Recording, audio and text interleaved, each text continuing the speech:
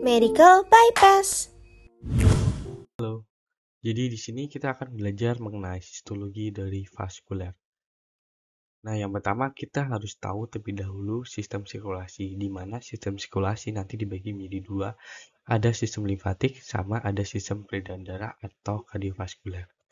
Nah, kita overview sedikit ya. Jadi, organ jantung nanti dia akan menerima darah kayak oksigen dari paru-paru atau pulmo.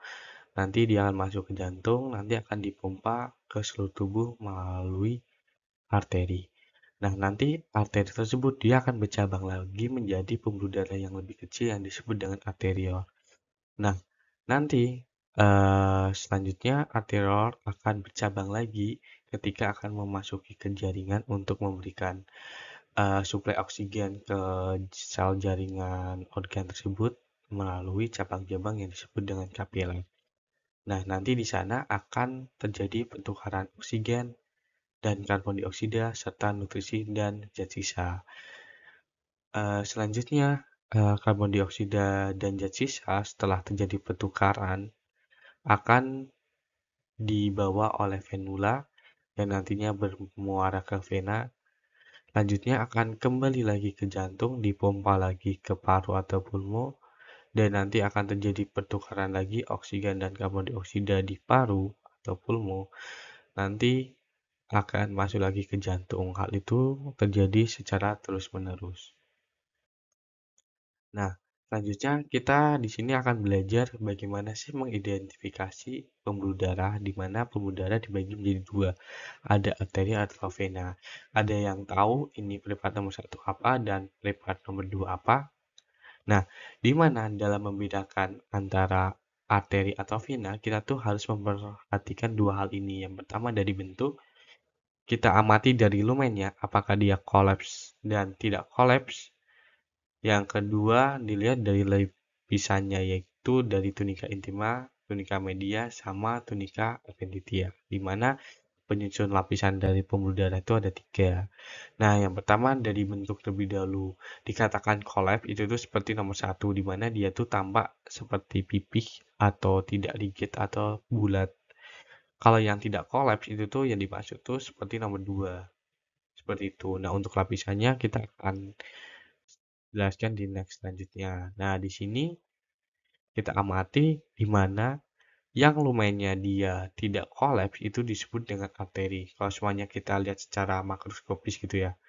Nah, di mana untuk yang lumennya kolaps itu disebut dengan vena. Nah, di sini nanti kita amati bahwa untuk lapisannya itu dia terdiri dari 3 lapis. Ada I, M, sama A. Maksudnya I itu ada tunika intima, M adalah tunika media, sama A adalah tunika adventitia. Di vena juga sama, di sini ada tunika intima, tunika media, sama tunika adventitia. Nah, nanti di antara tunika intima sama tunika media akan dilapisi oleh membran elastika internal. Sedangkan kalau yang antara tunika media sama tunika adventitia itu akan dilapisi atau dibatasi oleh lamina elastika eksternal. Kalau yang atas tadi bukan membran tapi lamina elastika internal. Sama halnya dengan vena, sama juga. Nah, nanti bedanya apa? Nanti pada vena-vena yang ukurannya lebih dari 2 mm biasanya dia akan terdapat katup. Nah, kita lanjut lagi, kita amati bahwa berdasarkan lapisannya tadi ada 3. Yang pertama ada tunika intima yang dia di bagian paling dekat dengan lumen, di sini ada lumen, di mana nanti dia lapisannya itu ada 2. Ada endotel sama subendotel, di mana untuk endotel itu bagian yang paling atas atau yang paling dekat dengan lumen, dia akan dilapisi oleh epitel squamous simplex. Sedangkan kalau yang subendotel nanti dia ada jaringan ikat pembiar. Selanjutnya di sini ada tunika media. Nah, untuk tunika media itu sendiri nanti dia akan tersusun oleh sebagian besar otot polos serta di sini ada tunika adventitia di mana dia akan tersusun oleh kolagen sama fibroelastika. Nah, di sini tunika intima ada endotel, tunika media otot polos, sama tunika adventitia kolagen sama fibroelastika. Nah, selanjutnya kita bahas terlebih dahulu dari arteri. Nah, kita lihat lebih dalam lagi di sini, kita amati bahwa pada bagian yang paling atas ini disebut dengan endotel. Nah, di sini tuh dilapisi oleh epitel squamous simplex. Nah, selanjutnya di bagian bawahnya sini dia dikatakan subendotel atau ada jaringan ikat. Nah, kalau kita amati, kita berikan garis di sini tuh tampak tunika intima tuh dia tampak seperti berlipat-lipat. Nah, kenapa hal tersebut bisa? Nah, dikarenakan dengan adanya lipatan-lipatan seperti ini di tunika intima, maka pembuluh darah tuh dapat menyesuaikan apabila darah atau pembuluh darah terjadi peningkatan dari tekanan darah, sehingga nanti pembuluh darah akan dapat menyesuaikan dari tekanan darah tersebut. Seperti itu. Nah, selanjutnya di sini nanti batas antara tunika intima sama tunika media itu dilapisi oleh tadi ada lamina elastika interna. Selanjutnya di tunika media kita amati di sini yang pertama itu ada otot polos. Nah, untuk otot polos sendiri nanti dia akan tampak seperti warna ungu atau pink. Nah, kalau kita lihat lagi di bagian situ ada seperti kayak serat-serat yang likuk-likuk. Nah, ini disebut dengan serat elastin atau fibroelastika. Di sini tersusun banyak serat-serat elastin.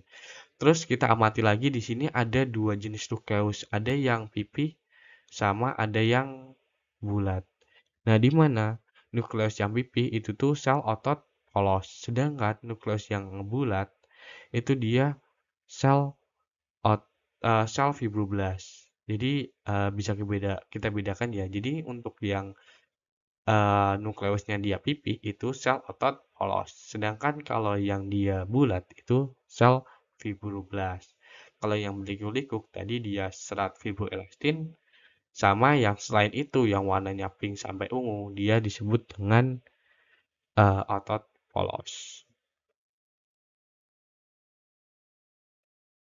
Nah, selanjutnya di tunika adventitia. Nah, di sini tunika adventitia dilihat yang kita lingkaran kuning di sini didapatkan ada pembuluh darah yang disebut dengan vasa vasorum, di mana fungsinya memberikan nutrisi dan oksigen pada daerah yang lebih dalam, di mana kita amati di tunika media, tunika intima ini tidak didapatkan adanya pembuluh darah, makanya suplai oksigen, suplai nutrisi itu didapatkan di lapisan tunika adventitia. Terus kita lihat lagi pada bagian sini, kita ganti. Nah, pada bagian sini kita amati ada bagian-bagian yang tidak terpulas oleh warna. Di sini menggunakan pewarnaan hematoeosin. Nah, di sini ada bagian tidak terpulas oleh warna merupakan sel adiposit karena dia sifatnya hidrofobik, makanya dia tidak tampak terpulas oleh warna. Sedangkan warna yang merah sampai ke pink ini disebut dengan jaringan ikat padat irregular, dan yang tampak seperti ungu-ungu ini merupakan suatu nekleus dari sel itu sendiri. Nah, selanjutnya dari arteri. Nah, arteri itu nanti dibedakan menjadi dua berdasarkan jenisnya. Nah, yang pertama di sini ada arteri muskular atau arteri sedang, sama ada arteri elastika atau arteri besar. Nah, yang membedakan apa? Nah, di sini kita lihat terlebih dahulu. Untuk arteri muskular, kenapa dikatakan muskular? Karena di tunika medianya dia banyak sel otot polosnya, di mana serat elastinnya tuh dia tidak tampak. Karena apabila kita lihat di sini untuk pewarnaannya yang berbeda. Nah, nanti tuh di sini tuh kalau untuk pewarnaan yang ini, dia tampak saat elastin itu akan terluas lebih hitam. Karena apa? Karena di tunika medianya ini dia tidak tampak banyak serat elastinnya. Karena dominasi itu sel otot polos, sehingga dikatakan dia arteri muskular. Nah, untuk pewarnaan ini dinamakan pewarnaan aldehid fusin. Nah, selanjutnya untuk arteri elastika, namanya juga elastika, yang berarti bahwa arteri tersebut tuh banyak serat-serat elastinnya.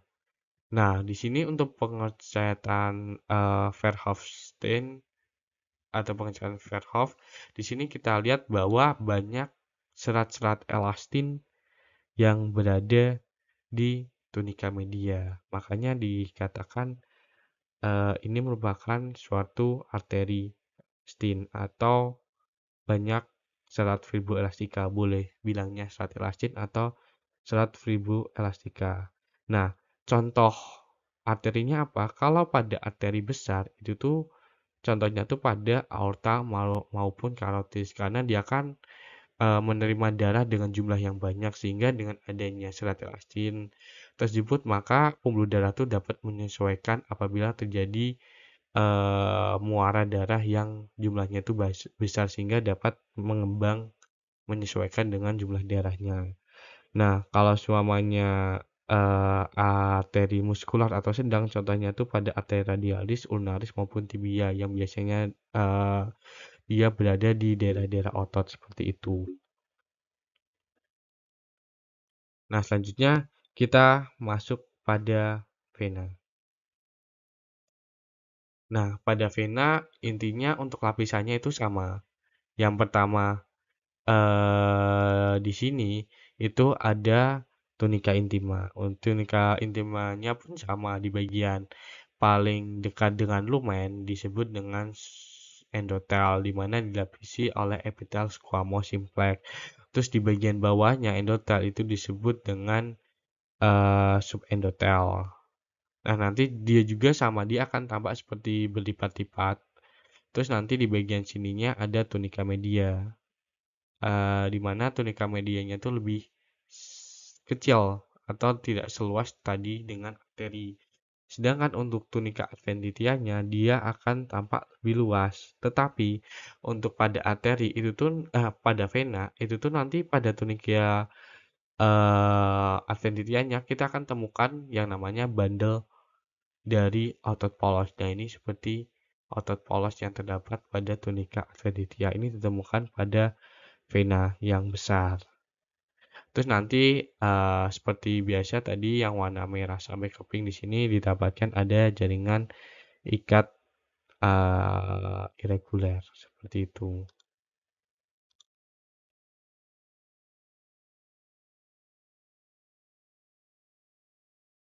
Nah, tadi di awal kita tahu bahwa apa namanya yang vena di mana diameter lebih dari 2 mm akan didapatkan katup seperti ini katupnya.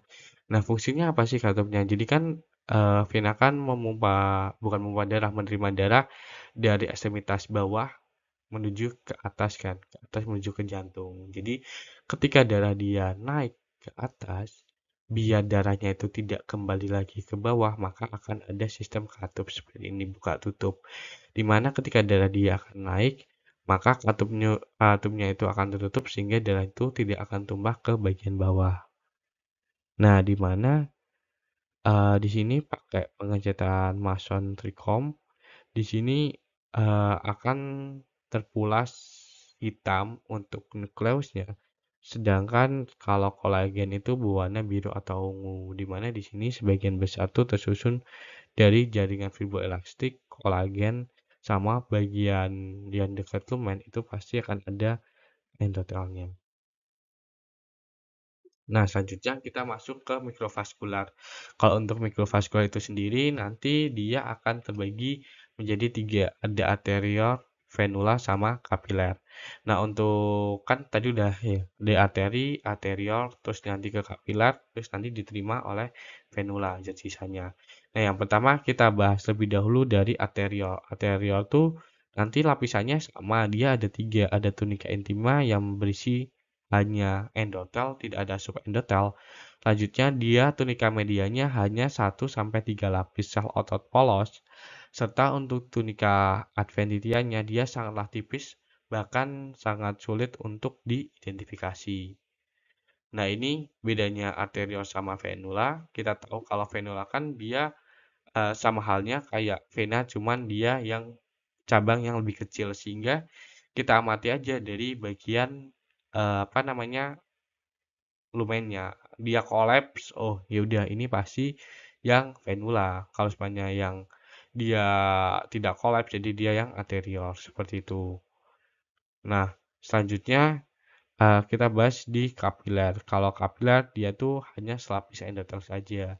Nah, di sini tampak ada sel yang bulat warna merah, itu disebut dengan sel darah merah. Karena kan kapiler kan membawa darah juga kan, otomatis nanti ketika kita cek secara histologi nanti tampak eritrositnya. Nah, di mana nanti apa namanya, kapiler itu dibagi menjadi 3. Ada yang continuous, fenestrata, sama sinusoid. Bedanya apa? Kita lihat di bagian tabel. Nah, untuk kapiler kontinu, dia tuh untuk lokasinya tuh pada jaringan ikat, otot maupun jaringan saraf. Sedangkan kalau yang kapiler fenestrata, dia tuh sebagian besar pada kelenjar endokrin sama intestinum. Pada kapiler yang sinusoid itu tuh pada sistem tulang, lien, hepar, dan lain-lain. Nah, untuk diameternya, kalau yang continuous itu dia sangat kecil, fenestrata itu ukuran sedang, paling besar tuh sinusoid. Nah, untuk endotelnya pada continuous itu dia membentuk tight junction pada tepi lekukan sel. Di sini tiap kayak ada batas-batas sel ini ada tight junction yang saling mengikat selnya yang bersebelahan. Selanjutnya kalau yang fenestrata itu tuh biasanya tuh dia kayak berlubang gitu. Tight junctionnya tetap ada, cuman dia tuh nanti ada tampak lubang-lubangnya. Kalau yang sinusoid dia endotel dan lamina basalisnya tuh sering discontinue atau dia kayak terpisah atau berlubang. Nah, untuk lubangnya, untuk yang namanya aja continue, jadi dia tidak ada lubang, jadi dia full rapat. Kalau yang fenestrata dia berlubang-lubang, kalau sinusoid dia ada bahkan lubangnya itu udah nggak seperti fenestrata, tapi udah kayak gap-gap gitu, atau lubangnya tuh lebih besar dibanding yang fenestrata. Nah, selanjutnya kita masuk pada pembuluh limfe. Pembuluh limfe merupakan suatu bagian dari sistem limfe yang terdiri atas kapiler limfe dan pembuluh dari limfe yang warna hijau ini. Nah, di mana sistem ini mulanya berupa suatu saluran buntu atau kapiler limfe di dalam jaringan ikat di berbagai organ.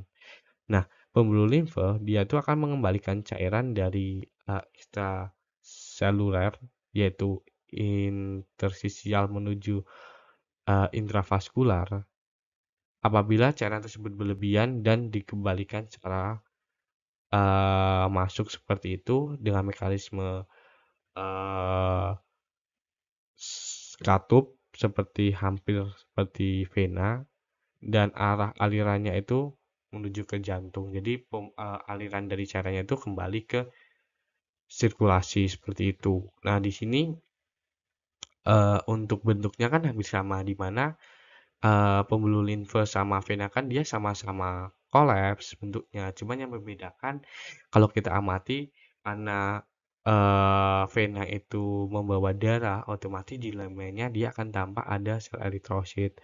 Sedangkan kalau pembuluh limfe dia tidak ada karena dia akan membawa cairan, tidak ada darahnya. Makanya di lumennya itu tidak tampak adanya sel darah, serta kita amati lagi di sini ada tampak seperti katup, seperti layaknya vena, lebih mirip. Nah, di sini dari cairan interstisial akan masuk ke intravaskular cairannya. Ketika terjadi peningkatan tekanan cairan, otomatis nanti akan membuka dari katup si limfenya. Nah, ketika nanti apa namanya cairannya masuk, tekanannya udah berkurang, maka katup itu akan menutup dan mengunci sehingga tidak akan terjadi kebocoran.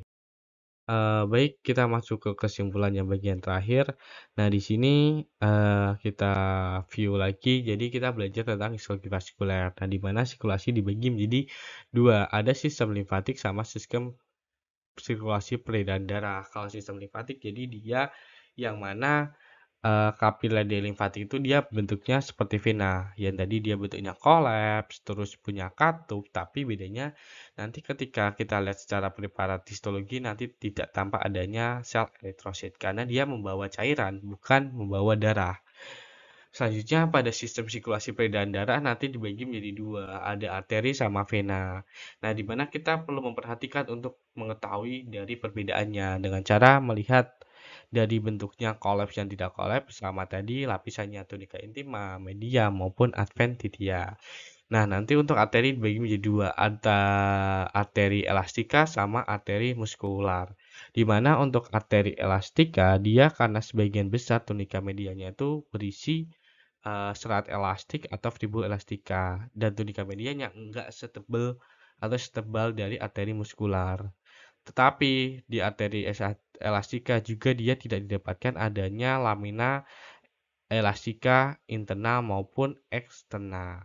Kalau yang arteri muskular dia pasti tebal tunika medianya sebagian besar itu sel otot polos dan sedikit didapatkan adanya serat elastika atau fibroelastika. Seperti itu. Nah, untuk secara umum lapisan pembuluh darah dibagi menjadi tiga. Ada tunika intima, media, sama adventitia. Untuk intima nanti ada endotel, subendotel. Endotelnya itu epitelnya squamous simplex. Nah, untuk tunika media sebagian besar itu otot polos tapi didapatkan ada sel fibroblast di mana nanti untuk nukleusnya dia tampak seperti bulat. Kalau yang sel otot polos nanti nukleusnya tampak pipih. Terus ada fibroelastika yang bentuknya itu seperti serat yang berliku-liku. Terus sama otot polosnya dia yang berwarna pink sampai kemerahan seperti itu. Nah, untuk tunika adventitia nanti dia sebagian besar berisi jaringan ikat kolagen sama fibroelastika serta ada pembuluh darah yang disebut dengan vasa vasorum.